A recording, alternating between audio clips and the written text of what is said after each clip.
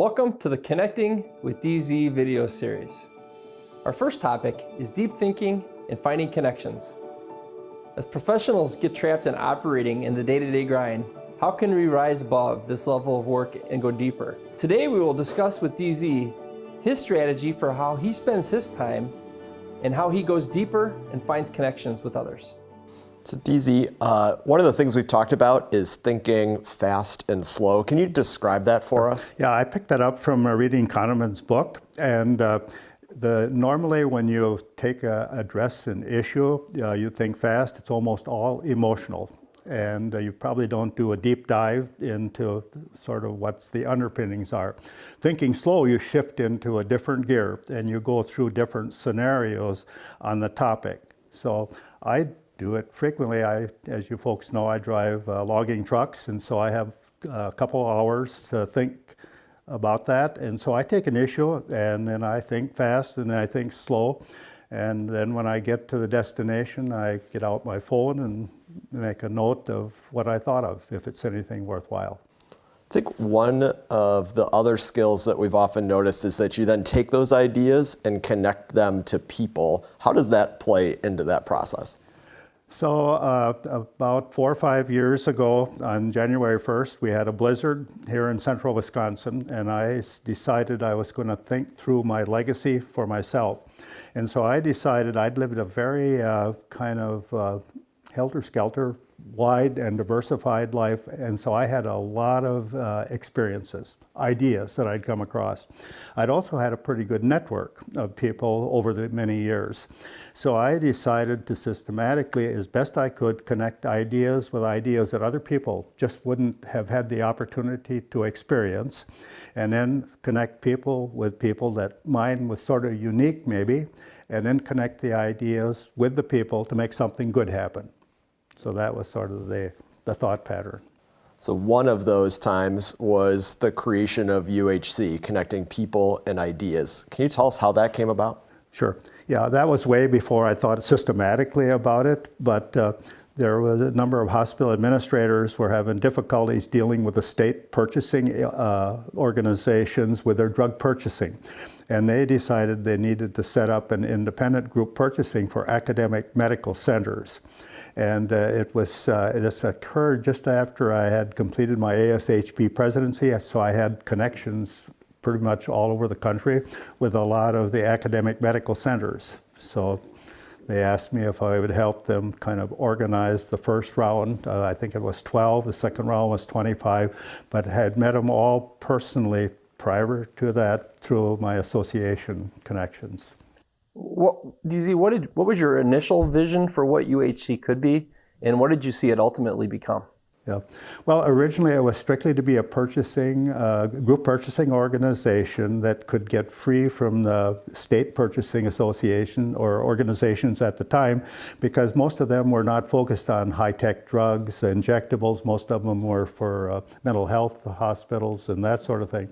So the original time is, how do we get a group together to get committed with discipline so that we're value to the pharmaceutical industry marketplace?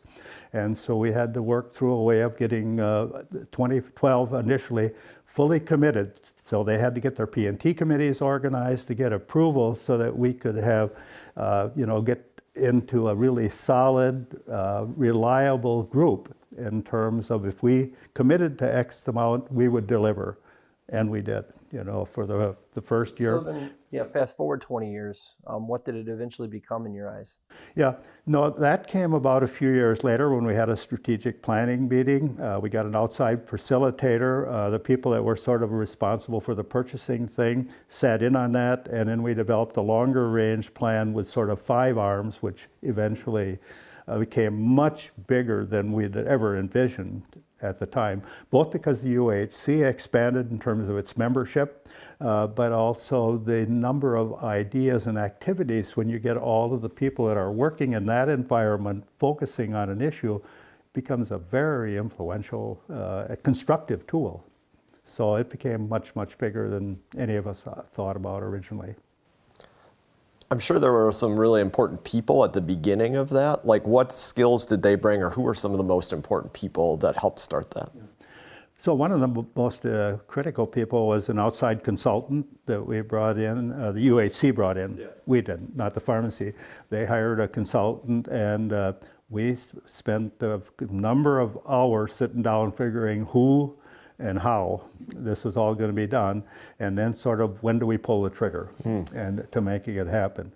So I think that was critical. And in the other, there was 5 or 6 people that had pretty good chemistry early on, and so we just kind of waded through all of the issues one at a time and trying to get it as a cohesive, consistent energy. And then the next key thing is we hired a good person to come in on staff at UAHC to make it happen. So like most things good things don't just happen. They happen through dedication, through purposeful thinking, and people working hard and commitment to achieving something together. Yeah. Discipline. Hey, we're all in or not, because on that stage, nobody thought that it would work. The pharmaceutical industry laughed at us.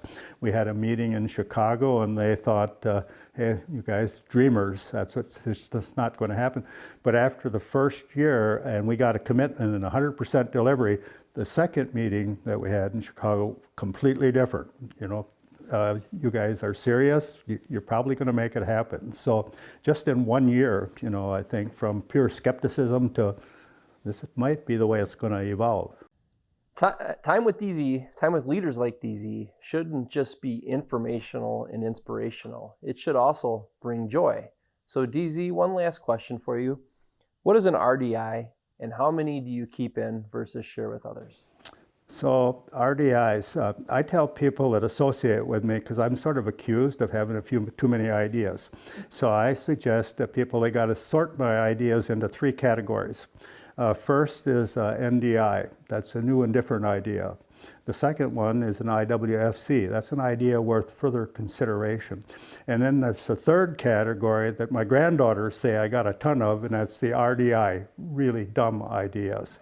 And so that's sort of the idea categories.